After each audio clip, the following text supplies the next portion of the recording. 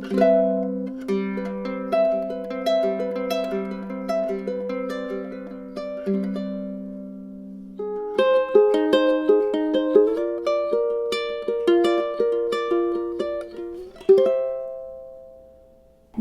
there's nothing wrong with it at all. Hello, I hope you're having a wonderful day. Today we're going to be talking about the differences between fingerpicking a high G ukulele and a low G. What are the advantages? What's the difference between the two? And how do I use it? So we're going to be answering those questions right now. What's the main difference between a uke strung with a low G versus a high G? The only difference is that the low G is an octave lower, or 12 semitones lower than the high G. For example, the high G notes are as follows.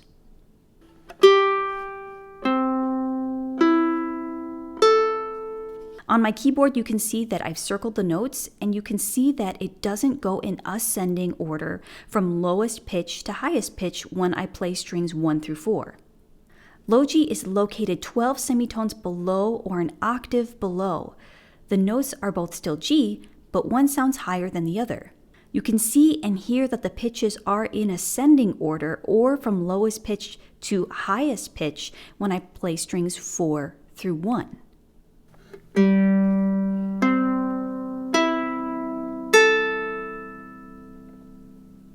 You can use the same chord shapes as a high G and a low G. You're still playing the same chord because you're still forming that triad, or you're still forming the notes of your chord with the finger positions that you could use for the high G or the low G. There's really no difference, but you'll hear a difference in sound.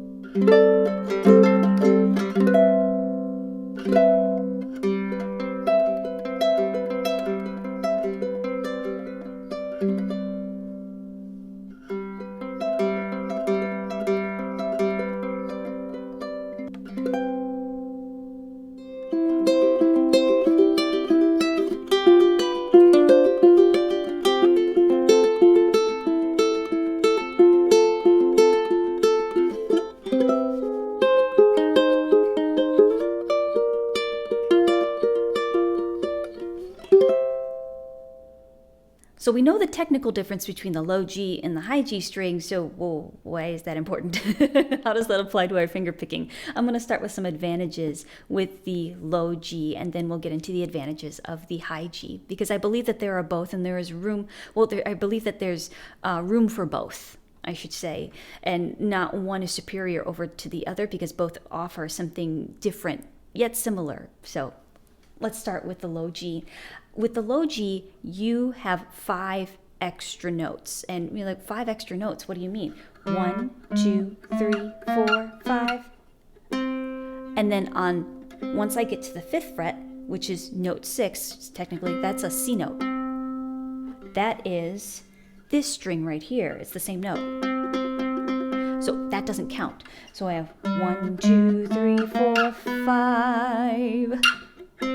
And then once I get to that one, then it's basically essentially that C string, string number 3. So now I have 5 extra options for soloing, chord melodies, just having the option of taking something down the octave can add a little bit more dynamic than maybe something up the octave. There's this awesome ascent, low, mid, high. So it feels like you're riding a sonic wave, so to speak, of low to high, high to low, ascending, descending.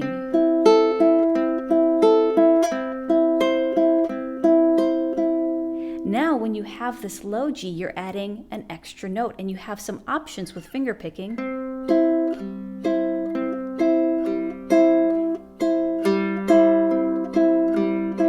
As well as with strumming too. It's kind of like that Johnny Cash boom chup boom chup boom chup boom chup that you hear a lot in his tunes. like that. Boom chuck, boom chuck, boom chuck, boom chuck, and you have that extra layer of sound, or just those options right there. Could you do the boom chuck on the high G? Yes, absolutely. But with that lower note, just adds that just an extra option. Now, like I was talking about with that riding that sonic wave of ascending and descending, this is the perfect example of riding that wave. So I could do a variation of a Travis picking pattern.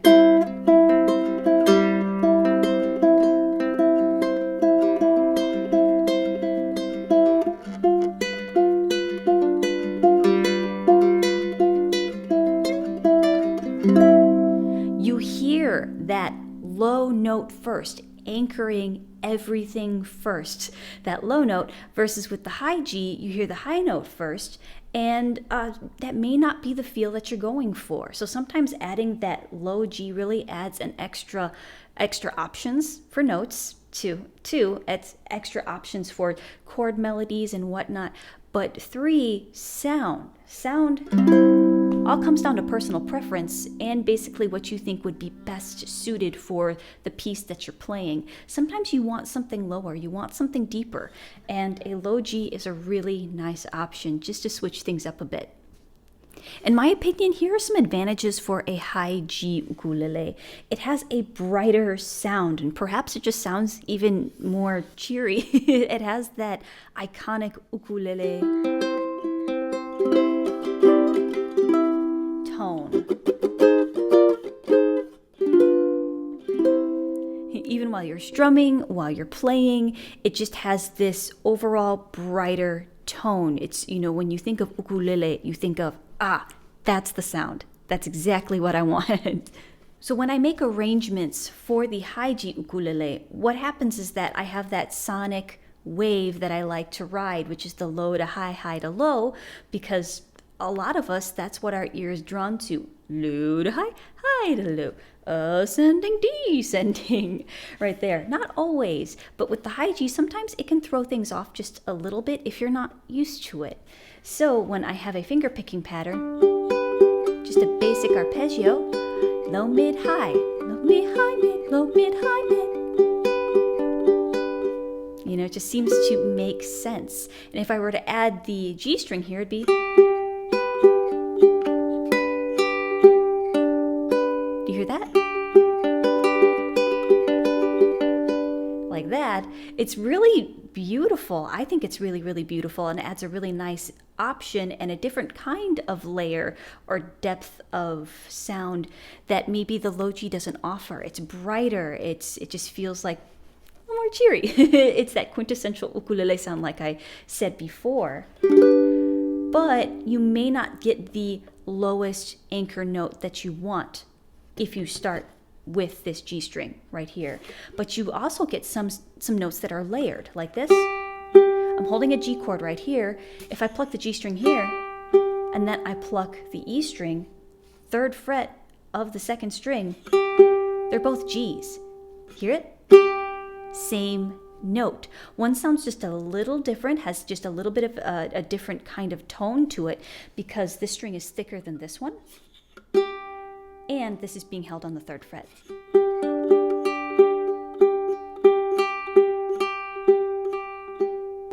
Yeah, it just lets that open string ring out, adds a really nice different layer. But when I'm usually teaching a beginner finger picking class or something like that, I just kind of take that out at first, and then I introduce it back in. Do I use the 4th string a lot? Yes. Absolutely. Is there anything wrong with that? No, there's nothing wrong with it at all. That's why when I'm first teaching a finger picking class or just introducing finger picking, is that I don't play the G string. I go back once you have a foundation on that finger picking, and then I talk about the differences between the low G and the high G and advantages of both.